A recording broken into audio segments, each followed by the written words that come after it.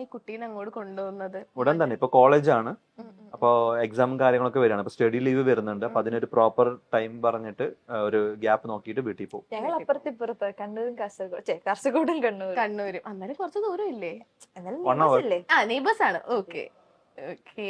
അപ്പം സിബ്ലിങ്സിന്റെ അടുത്തൊക്കെ കമ്പനിയാണോ സൽമാന്റെ സിബ്ലിങ്സ്? ലൈക്ക് സംസാരിച്ചിട്ടുണ്ട് ഞാൻ. ഈ ഒരു സംഭവം കൊണ്ടുള്ള ഒരു ഡിസ്റ്റൻസിൽ വന്നിട്ടുണ്ട്. ഗ്രാജുവലി ഓക്കെ ആവുമെന്ന് വിചാരിക്കണം. ആർക്കാണ് ഒട്ടും ലൈക്ക് ആക്സെപ്റ്റ് ചെയ്യാൻ? അങ്ങനെ പെർട്ടിക്കുലർ ഞാൻ പറയണില്ല, ഉണ്ട് ചില്ലറ. പക്ഷെ ഞാൻ പറഞ്ഞില്ലേ, ഇപ്പം ആദ്യം ഭയങ്കര ഒരു എന്താ പറയാ, അക്സെപ്റ്റ് ചെയ്യാൻ പറ്റാത്തൊരു മൊമെന്റ് ആയിരുന്നു. പിന്നെ അത് കുറച്ച് ലൈറ്റ് ആയി. പിന്നെ ഉമ്മച്ചി വിളിച്ചു ആൻഡ് ഷീസ് ഓക്കെ. അപ്പം അങ്ങനെ ഒരു ചെറിയൊരു accent ആണ്. Yeah. വരുന്നുണ്ട്. മേഘന്റെ വീട്ടിലോ? മേഘന്റെ വീട്ടില് അച്ഛൻ ഓക്കെ, അമ്മ, അനിയൻ? അനിയൻ ഈ ഓൾറെഡി അറിയായിരുന്നു എനിക്കിഷ്ടാണെന്ന്. So it was in big news too. പക്ഷെ കല്യാണം കഴിഞ്ഞ ഒരു ന്യൂസ് തന്നെയായിരുന്നു. അമ്മ കംപ്ലീറ്റ് ഷോക്കിലുമാണ്. പിന്നെ ഇപ്പം she finally accepted it. Like okay, നീ ഇനി നല്ലോണം ജീവിച്ചാൽ മതി, ബി ഹാപ്പി എന്ന് അമ്മ പറഞ്ഞിട്ടുണ്ട്. അമ്മയും പറഞ്ഞു, അച്ഛനും പറഞ്ഞു, എന്റെ ബ്രദറും പറഞ്ഞു, ഹോൾ ഫാമിലി പറഞ്ഞു. കുറച്ച് റിലേറ്റീവ്സ് ഒക്കെ കോണ്ടാക്ട് ചെയ്തിട്ടുണ്ടായിരുന്നു. അവരും പറഞ്ഞു ഓക്കെ ഫൈൻ, നീ നല്ല രീതിയിൽ ജീവിച്ചാൽ മതി, ബി ഹാപ്പി എന്ന് പറഞ്ഞു. ഓക്കെ, അതൊക്കെ പയ്യെ പയ്യെ എല്ലാം റെഡിയാവും. ഓക്കെ. അപ്പം ഇപ്പൊ പറഞ്ഞു ഒരുപാട് റെസ്പോൺസിബിലിറ്റീസ് ഉണ്ട്, ഒരുപാട് കാര്യങ്ങൾ ഇനിയും ആൾക്കാർക്ക് കാണിച്ചു കൊടുക്കണം എന്നൊക്കെ പറഞ്ഞു. അപ്പൊ എന്താ പറയാ, ഇപ്പൊ കല്യാണം കഴിയുമ്പോൾ ഉത്തരവാദിത്തം കൂടും. അപ്പം എന്താണ് ഇനി ഫ്യൂച്ചർ പ്ലാൻസ്? ഇവിടെ പഠിക്കുവാണ്, പിന്നെ ഇപ്പം ചെയ്യുന്നു, വേറെ എന്തെങ്കിലും പ്ലാൻസ് എന്തെങ്കിലും ഉണ്ടോ? എന്തെങ്കിലും ബിസിനസ്സോ അങ്ങനത്തെ എന്തെങ്കിലും, അല്ലെങ്കിൽ ആക്ടിങ് തന്നെയാണോ? We are actually planning for a work together. ഞങ്ങൾ ഒരുമിച്ച് പ്രോജക്റ്റ് ചെയ്യാനോ? ഒരു തീരുമാനമുണ്ട്. നമ്മളൊരു കംബാക്കിന് വേണ്ടി for the fans and for us. Okay. അപ്പം നേരത്തെ നിങ്ങൾ പറഞ്ഞു കല്യാണം കഴിഞ്ഞു, ഇനി ഒരുപാട് ഉത്തരവാദിത്തങ്ങൾ ഉണ്ട്, എന്താണ് കുത്തി പറഞ്ഞവരുടെ ഒക്കെ മുന്നിൽ നന്നായിട്ട് ജീവിച്ച് കാണിച്ചു കൊടുക്കണം എന്നൊക്കെ പറഞ്ഞു. അല്ല, അല്ലാത്തവരുടെ മുന്നിലും എന്താണ് എല്ലാവരുടെ മുന്നിലും നന്നാവണ്ടേ? ഇത് പകുതി നന്നായിട്ട് പകുതി മോശമായിട്ട് നടക്കാൻ പറ്റുമോ? ഞാൻ തോറ്റ്. എന്താണ് സുല്ല് ഓക്കെ. അപ്പം അങ്ങോട്ട് പോയി, മനസ്സിലായില്ല ഞാൻ എന്തായാലും പറഞ്ഞു. ഇല്ല, ഒന്നുകൂടി ഇപ്പം ശരി വരും. എന്താ പറയാ, എന്താണെങ്കിലും പറഞ്ഞു നമ്മുടെ എല്ലാവരുടെ മുമ്പിൽ നന്നായിട്ട് ജീവിച്ച് കാണിക്കണ്ടേ? അല്ല, അവർ കണ്ടില്ലെങ്കിലും ജീവിക്കൂട്ടോ. നാരായണ സ്വാമി. നമ്മളിപ്പോ നന്നായിട്ട് ജീവിക്കുന്ന സമയത്ത് അവർ കണ്ണടച്ചിരിക്കുകയാണെങ്കിൽ ഞങ്ങൾ എന്ത് ചെയ്യും? അപ്പോഴും നമ്മൾ നന്നായിട്ട് ജീവിക്കൂലേ? പറയാ ശരിയാ, ചളി കണ്ടിട്ടല്ലേ വീണത്. കുട്ടിക്ക് അങ്ങനെ തന്നെ വേണം. അങ്ങനെ തന്നെ വേണോ? അപ്പം ഇനി എന്താണ് നിങ്ങളുടെ ഫ്യൂച്ചർ പ്ലാൻസ്? എന്താ അതല്ല പറഞ്ഞ നന്നായിട്ട് ജീവിക്കണമെന്ന്. സിനിമയാണോ അങ്ങനത്തെ എന്തെങ്കിലുമൊക്കെ? സിനിമക്ക് പോകണമെന്നുണ്ടായിരുന്നു രാത്രി. അതെങ്ങനെ മനസ്സിലായി? ഞങ്ങളുടെ ഫ്യൂച്ചർ ഇപ്പൊ ഞങ്ങൾ സിനിമ പോകണമെന്നുള്ള പ്ലാൻ. നിങ്ങൾ 1 മണിക്കൂറും കൂടെ ഇന്റർവ്യൂ, എന്റെ ബസ് നിങ്ങൾ കളഞ്ഞത് 1 മണിക്കൂറും കൂടെ ഇന്റർവ്യൂ. നമുക്ക് ഒരുമിച്ച് സിനിമ പോവാം. നമുക്ക് ഒരുമിച്ച് സിനിമ പോവാം എല്ലാവർക്കും. ഇത് പറ എന്താണ്? സിനിമയല്ല, സിനിമയാണോ ആഗ്രഹം ചേട്ടന്റെ? തീർച്ചയായിട്ടും സിനിമ തന്നെയാണ്. സിനിമ ആഗ്രഹത്തോടു കൂടി തന്നെയാണ് തുടങ്ങിയത്. പിന്നെ ആ സമയത്ത് കോവിഡും കാര്യങ്ങളൊക്കെ ആയിരുന്നു. അപ്പൊ സിനിമ ഷൂട്ടിംഗ് ഒക്കെ നിർത്തി വെച്ചിരിക്കുന്ന ടൈമും പിന്നെ ഏഷ്യാനെറ്റിൽ ഒരു ഓഫർ വന്നപ്പം വീട്ടില്, ഞാൻ എഞ്ചിനീയറിംഗ് കഴിഞ്ഞതാണ്, ഗ്രാജുവേറ്റഡ് ആയിരുന്നു. അപ്പൊ അതിന്റെ ഒരു ടെൻഷനും എക്സാമിന്റെ നന്നായിട്ട് പഠിക്കുമായിരുന്നു. ഒരു വീക്ക് മുന്നേ ഒക്കെ എന്റെ അടുത്ത് പറഞ്ഞതേ ഉള്ളൂ, എനിക്കറിയില്ല. ഒരു വീക്ക് മുന്നേ ഒക്കെ എല്ലാം ഇരുന്ന് പഠിക്കുന്ന ബുജ്ജിയൊക്കെ എനിക്ക് ചിന്തിക്കാനും പറ്റുന്നില്ല. അപ്പോ അങ്ങനെ ബുജ്ജികളൊക്കെ ഭയങ്കര ചളിയല്ലേ? സത്യം. പക്ഷെ ചളികളെല്ലാം ബുദ്ധിയല്ല. ഒന്നും പറഞ്ഞില്ല.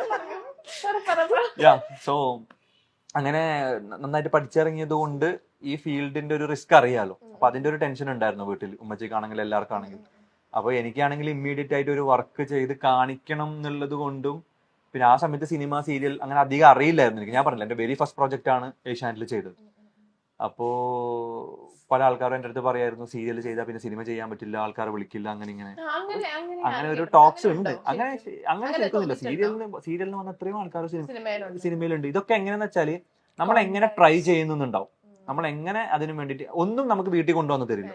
അപ്പൊ എങ്ങനെ അത് ചെയ്യുന്നു, എങ്ങനെ നമ്മൾ അതിനു വേണ്ടി ട്രൈ ചെയ്യുന്നു. പിന്നെ ഒരു ഇതുവരെ ലക്ക് ഫാക്ടർ തീർച്ചയായിട്ടും ഉണ്ട്. കാരണം കഴിവുള്ള എത്രയോ ആൾക്കാർ എത്താത്തതും ഉണ്ട്, കഴിവില്ലാത്ത എത്രയോ ആൾക്കാർ എത്തിയതും ഉണ്ട്. അപ്പൊ ഇതൊക്കെ ലക്ക് ഫാക്ടർ അത്രയും ഉണ്ട്. പക്ഷെ മനസ്സിലെ സിനിമ തന്നെയായിരുന്നു. പിന്നെ ഞാൻ ആ പറഞ്ഞതുപോലെ വീട്ടിലൊരു പ്രഷറും കാര്യങ്ങളൊക്കെ ഉള്ളതുകൊണ്ട് എങ്ങനെയെങ്കിലും വർക്ക് ചെയ്യണമെന്ന് അറിഞ്ഞിട്ടാണ് ഞാൻ സീരിയൽ തുടങ്ങുന്നത്. പക്ഷെ തുടങ്ങിയപ്പം എനിക്ക് ആ ഫീൽഡും കാര്യങ്ങളൊക്കെ ഭയങ്കര ഇഷ്ടമായി. ബീങ് ആൻ ആർട്ടിസ്റ്റ്, അതിപ്പോൾ സിനിമയായാലും സീരിയലായാലും നമ്മൾ അതിനോട് എത്രത്തോളം പിന്നെ ഗുഡ് ആവുന്നുവോ അതും അത്രത്തോളം നമ്മുടെ അടുത്തും ഗുഡ് ആയിരിക്കും എന്ന് മനസ്സിലായി. പിന്നെ സത്യം പറഞ്ഞാൽ തുടങ്ങിയതൊക്കെ എന്താ പറയാ, ഒരു ഭയങ്കര ഡ്രീം വെച്ചിട്ടോ ഒരു കലാകാരനാണോ അല്ലെങ്കിൽ ആർട്ടിസ്റ്റിനോടുള്ള സ്നേഹ സിനിമ അങ്ങനത്തെ ഒന്നും അല്ല കേട്ടോ. ജസ്റ്റ് വാണ്ടഡ് ടു ട്രൈ, അല്ലെങ്കിൽ മണി, ഫെയിം, റെസ്പെക്ട്, ഇത് കണ്ടിട്ട് തന്നെ വന്നതാണ്. ചുമ്മാ ഒന്ന് നോക്കണം പോണം അത്രേ വിചാരിച്ചുള്ളൂ. പക്ഷെ വന്നപ്പം ഒരുപാട് ആൾക്കാർ അതിന് വേണ്ടിയിട്ട് ട്രൈ ചെയ്യുന്നത് കണ്ടപ്പോൾ ഓഡീഷൻസിന് പോകുമായിരുന്നു. അപ്പൊ ഓഡീഷൻസിന് പോകുന്ന സമയത്ത് ഞാൻ ആദ്യമായിട്ടാണ് പോകുന്നത്.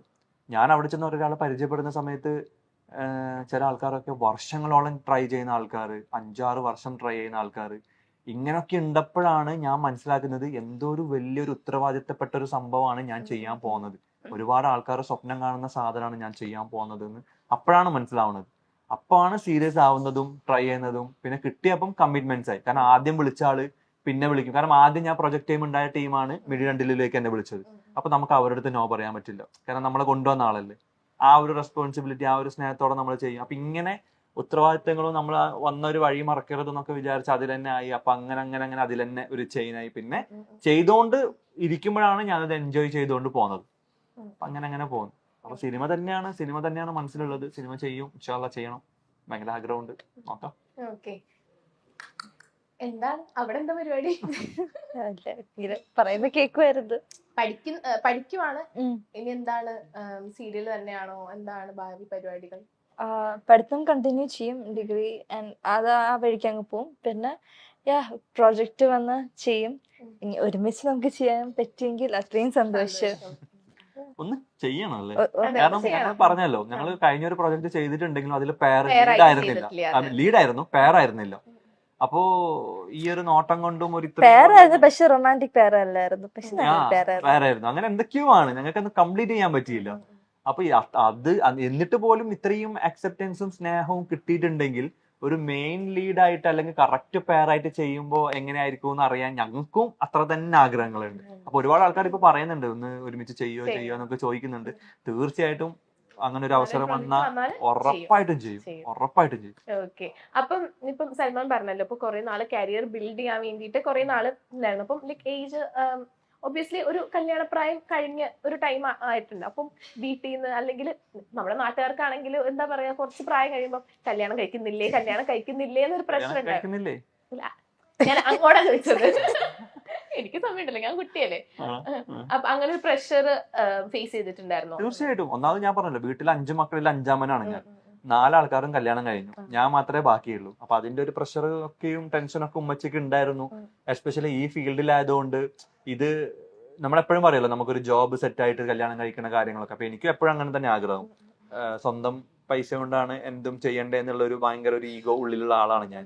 എന്ത് ചെയ്യുമ്പോഴും അത് അങ്ങനെ ഒരു കംപ്ലീറ്റ് ആയിട്ട് അല്ലെങ്കിലും മെയിൻ ആയിട്ട് എന്റെ തന്നെ ആണോന്ന് എനിക്ക് ഭയങ്കര ഉണ്ടായിരുന്നു. ഇപ്പം ഡെഫിനറ്റ്ലി ഇപ്പൊ എന്റെ കല്യാണം ആണെങ്കിൽ ബ്രദേഴ്സ് ഉണ്ട്, വീടുണ്ട്, എല്ലാവരും ഉണ്ട്, എല്ലാവരും ഹെൽപ്പ് ചെയ്യും ചെയ്യൊക്കെ ആയിരിക്കും. പക്ഷെ അതിന്റെ മെജോറിറ്റി എന്റേതായിരിക്കണം എന്ന് എനിക്ക് ഭയങ്കര ആഗ്രഹമുണ്ട്. അപ്പൊ അങ്ങനെ നിൽക്കുന്ന സമയത്ത് ഇങ്ങനെ ഒരു ഫീൽഡിൽ വരുമ്പം ഇതിലെപ്പോഴാണ് സെറ്റ് ആവാന്ന് ആർക്കും അറിയില്ല. ചിലപ്പം ഒരു ഓവർ നൈറ്റ് കൊണ്ട് സക്സസ് ആവും. ചിലപ്പം ഞാൻ മീറ്റ് ചെയ്ത ആൾക്കാരൊക്കെ വർഷങ്ങളോളം ട്രൈ ചെയ്യുന്ന ആൾക്കാരുണ്ട്. പക്ഷെ നമ്മൾ ഓവർ നൈറ്റിൽ സക്സസ് ആയ ആൾക്കാർ നമുക്കറിയാം. അപ്പം നേരത്തെ നമ്മൾ പറഞ്ഞ പോലെ ലക്ക് ഫാക്ടർ ഇതിൽ ഭയങ്കരത്തിലൊരു കീ റോൾ ഉള്ള ഒരു സംഭവമാണ്. അപ്പൊ അതുകൊണ്ട് തന്നെ ഉമ്മച്ചിക്ക് അതിന്റെ ഒരു ടെൻഷൻ ഉണ്ടായിരുന്നു, എപ്പോഴാണ് എങ്ങനെയാണ് എന്നുള്ളതൊക്കെ. പിന്നെ ലവ് ഫെയിലർ ഞാൻ പറഞ്ഞില്ല, ആ ഒരു ബ്രേക്കപ്പ് ആയപ്പോഴേക്കും അല്ല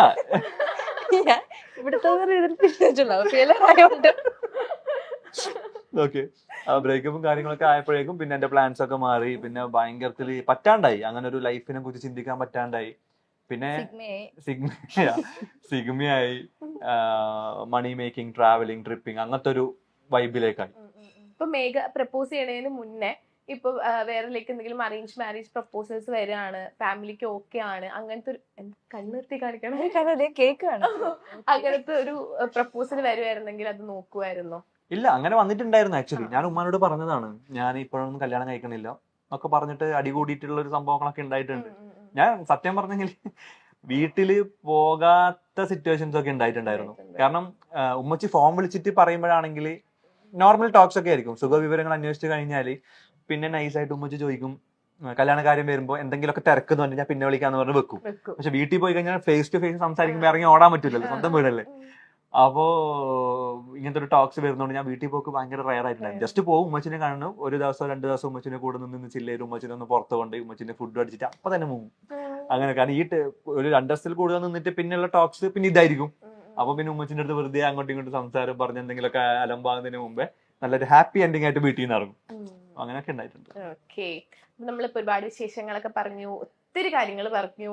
കുറച്ച് ലെങ്തി ഇന്റർവ്യൂ എന്ന് തോന്നുന്നുണ്ട്, എന്നാലും കുഴപ്പമില്ല. പക്ഷെ ഒരുപാട് നിങ്ങളെ പറ്റി ഒരുപാട് കാര്യങ്ങൾ അറിയാനൊക്കെ പറ്റി. ഇപ്പൊ പുതിയ നവദമ്പതികളാണ്. അപ്പൊ നിങ്ങളുടെ പേരൻസ് ഇത് ചിലപ്പോൾ ഈ വീഡിയോ കാണുമായിരിക്കും, പിന്നെ നിങ്ങൾക്ക് ഇതിന്റെ നെഗറ്റീവ് കമന്റ്സ് ഇട്ടവർ ഈ വീഡിയോ കാണുമായിരിക്കും. അപ്പൊ അവരോടൊക്കെ നിങ്ങൾക്ക് എന്താ പറയുള്ളത്? ഇവിടെ നോക്കി പറഞ്ഞു. What is this man? ഞാൻ ചൂസ് ചെയ്ത ആള് ശരിയാണെന്ന് നിങ്ങൾക്ക് ഒരു ദിവസം മനസ്സിലാവുന്ന ദിവസം എന്താണ് അന്ന് ഞങ്ങളടുത്ത് ടൈം സ്പെൻഡ് ചെയ്യണം, സംസാരിക്കാനുണ്ട്. എന്നാലും അങ്ങനെ ബാക്കി അതുപോലെ തന്നെ എനിക്കും പറയാനുള്ളത്, ഞങ്ങള് ഡിസൈഡ് ചെയ്തു, ഞങ്ങൾ ഒരുമിച്ചായി. അപ്പോ എന്ത് പറഞ്ഞാലും നിങ്ങളില്ലാത്തത് ഒരു ഇൻകംപ്ലീറ്റ് തന്നെയാണ്. Family is family. അപ്പൊ നിങ്ങള് ഇപ്പൊ ഓക്കെ ആയിട്ടുണ്ട്. ഞാനിത് പറയുമ്പോ ഭയങ്കര സീരിയസ് ആയിട്ട് ഫാമിലി ഒന്നും ഇല്ലേന്നൊന്നും ചിന്തിക്കരുത്. എല്ലാവരും ഉണ്ട്, എല്ലാവരും കൂടെ ഉണ്ട്. എന്നാലും ഒന്നും കൂടി എന്താ പറയാ, ഒന്നും കൂടി ഇൻവോൾവ് ആയിട്ട് കിട്ടിയാല് ഭയങ്കര അടിപൊളിയായിരിക്കും. നിങ്ങൾ ഇപ്പൊ ഉള്ളതിനേക്കാളും കൂടുതൽ സ്നേഹം തന്നിട്ട് കൂടെ ഉണ്ടെങ്കിൽ ഇനിയും അടിപൊളിയായിരിക്കും. പിന്നെ നെഗറ്റീവ് കമന്റ് പറയുന്ന ആൾക്കാർക്ക് പ്രത്യേകിച്ചൊന്നും പറയാനില്ല. നമുക്ക് പറഞ്ഞു പ്രൂവ് ചെയ്യാൻ പറ്റില്ല. Show you guys. അപ്പം ഒരുപാട് വിശേഷങ്ങളൊക്കെ പറഞ്ഞു, എല്ലാ കാര്യങ്ങളൊക്കെ പറഞ്ഞു. എങ്ങനെ ഉണ്ടായിരുന്നു ഇന്റർവ്യൂ? ഞാൻ ബോർ അടിപ്പിച്ചോ? നിങ്ങൾ രണ്ടുപേരും കൂടെ ഉള്ള ആദ്യത്തെ ഇന്റർവ്യൂ അല്ലേ? സത്യം പറ, എന്താണ്? ഞങ്ങള് കൊള്ളായിരുന്നു പതിവ് പോലെ. എന്റെ പെർഫോമൻസ് ഞങ്ങൾ കൊള്ളായിരുന്നു. പിന്നെ ഒപ്പിച്ച് ഭയങ്കര വലിയ കുഴപ്പമുണ്ടായിരുന്നില്ലേ? നമ്മളെ അത്രയൊന്നും ആയില്ല, എന്നാലും പാവല്ലേ, ജീവിച്ചു പോട്ടെ. ഇനിയിപ്പോ നല്ലത് പറഞ്ഞാൽ മാത്രമേ 2 ബസ്സാണ് പോയത്, അതൊക്കെ നിങ്ങൾ മനസ്സിലാക്കണം. ഇനിയിപ്പോ നല്ലത് പറഞ്ഞാൽ മാത്രം അത് സത്യാവുന്നുണ്ടോ? അടിപൊളിയായിരുന്നു, പൊളിയായിരുന്നു, സൂപ്പർ ആയിരുന്നു. ഞങ്ങളെ കൊണ്ട് നിർബന്ധിച്ച് പറയിപ്പിച്ചാണ് ഗൈസ്. എന്താണ് കൊച്ചി ഭാഷയൊക്കെ കൊച്ചിയിലൊക്കെ ഞാൻ ഫുൾ മിക്സ്ഡ് ആണ്. കേരളത്തിൽ അങ്ങോളം ഇങ്ങോളം ഞാൻ മിക്സ് ചെയ്ത് സംസാരിക്കും. കാസർഗോഡത്തെ ഞാൻ ട്രിവാൻഡ്രത്ത് വന്ന് താമസിക്കുമ്പോ ട്രാവൽ ചെയ്യുമ്പോ ആ കാറ്റടിക്കൂലേ. കാസർഗോഡ് ഭാഷ ഒന്ന് കേൾക്കണം. നിങ്ങൾ രണ്ടാളും കാസർഗോഡില് ഒന്ന് പ്രപ്പോസ് ചെയ്യും. ഇത് കാസർഗോഡിലും ഇത് കണ്ണൂരിലും. എനിക്ക് കണ്ണൂര് വരില്ല, എനിക്ക് മലയാളി പറയാൻ അറിയില്ല. മലയാളി അല്ലേ? മലയാളിയാണ്. ബംഗാളിയാ. വീട്ടിലോടല്ലോടോ നീ പറഞ്ഞ. അതായത് കാസർഗോഡ് ഭാഷയിലും എന്തെങ്കിലും പറ. അപ്പല്ലേ കാര്യങ്ങളിൽ ഇത്രയെല്ലാം ആയിണ്. നാട്ടില് മൊത്തം അറിഞ്ഞിട്ടുണ്ട്. നമ്മളെ കല്യാണം കാര്യങ്ങളൊക്കെ മൊത്തം ലീക്ക് ആയിട്ടുണ്ട്. നിനക്ക് ഓക്കെ അല്ലേ? പ്രശ്നമൊന്നുമില്ലല്ലോ? ഫുള്ള് മജ തന്നെ അല്ലേ? അപ്പൊ ഇനിയിപ്പോ നമ്മ കിട്ടി, ഇനി മജാക്കൽ തന്നെ, ഇനി അടിപൊളിയാക്കൽ തന്നെ. നല്ല പഠിക്കണോ, നമ്മൾ നല്ല പണിയെടുക്കണോ, മജാക്കണോ, പൊളിക്കണോ, എല്ലാവർക്കും നമ്മ കാണിച്ചു കൊടുക്കണേ. ഓക്കെ, അടിച്ചു പൊളിച്ച് ജീവിച്ച് കാണിച്ചു കൊടുക്കണം. ഓക്കെ അല്ലേ? പൊളിയല്ലേ? കട്ടക്കില്ലേ? മജയല്ലേ? കുട്ടിക്ക് ഓക്കെ. ഏത് മൂഡ് അപ്പം എന്താ പറയാ, ഇത്രയും ടൈം ഞങ്ങൾക്ക് വേണ്ടി സ്പെൻഡ് ചെയ്തതിന് ഒരുപാട് നന്ദി. Thank you so much. നിങ്ങൾ ആഗ്രഹിച്ച പോലെ നല്ലൊരു എന്താ പറയാ, നല്ലൊരു പ്രൊജക്ട് ഒരുമിച്ച് ചെയ്യാൻ പറ്റട്ടെ. നല്ലൊരു ആങ്കറിനെ കൂടിയിട്ടുള്ള ഒരു ഇന്റർവ്യൂ ഉടനെ വരട്ടെ. ഇത്രയും നേരം ഞങ്ങള് സഹിച്ചത്. അതെ അതിന് എനിക്ക് എന്തെങ്കിലും തന്നേ പറ്റുള്ളൂ. ഭാഗ്യമായിട്ട് കണ്ടാ മതി. തരട്ടെ. അതാണ് അവളെ പറയാൻ ഉദ്ദേശിച്ചത്. മേഘ ഇനി ഉമ്മച്ചിക്കുട്ടിയാകുമോ എന്നാണ് പലരും ചോദിക്കുന്നത്. അമ്മായിയമ്മയുടെ ദേഷ്യമൊക്കെ മാറി തുടങ്ങിയെന്നും പലരും പറയുന്നുണ്ട്. കാരണം സൽമാൻ തന്നെ ഇന്റർവ്യൂസിലൊക്കെ പറഞ്ഞിട്ടുണ്ടായിരുന്നു, ഇനി മേഘയോട് അല്ലെങ്കിൽ തന്നോടുള്ള ദേഷ്യമൊക്കെ അമ്മയ്ക്ക് മാറി തുടങ്ങി, ഉമ്മ മെസ്സേജ് അയച്ചു, വിളിച്ചു എന്നൊക്കെ. ടെലിവിഷൻ പ്രേക്ഷകരുടെ പ്രിയപ്പെട്ട പരമ്പരകളിൽ ഒന്നായിരുന്നു മിഴി രണ്ടിലും. സഞ്ജു ലച്ചു ജോഡികളുടെ കെമിസ്ട്രി മികച്ചതായിരുന്നു എന്ന് ആരാധകരെല്ലാവരും ഒരുപോലെ പറയാറുമുണ്ട്. ഇവരുടെ പേരിൽ ഫാൻസ് പേജുകളും സജീവമായിരുന്നു. സ്ക്രീനിലെ മികച്ച കെമിസ്ട്രി ഇരുവരും ജീവിതത്തിലേക്ക് പകർത്തിയിരിക്കുകയാണ്. ജീവിതത്തിൽ ഒന്നിച്ച വിശേഷം കഴിഞ്ഞ ദിവസമാണ് ഇരുവരും പങ്കുവച്ചത്. ഇവരൊന്നിച്ചെങ്കിൽ എന്നാഗ്രഹിച്ചവരെ സംബന്ധിച്ച് വലിയ സന്തോഷമാണിത്. എന്നാൽ ഇത്ര ചെറുപ്രായത്തിലെ മേഘയ്ക്ക് ഇത് വേണമായിരുന്നു എന്ന് ചോദിക്കുന്നവരുമുണ്ട്.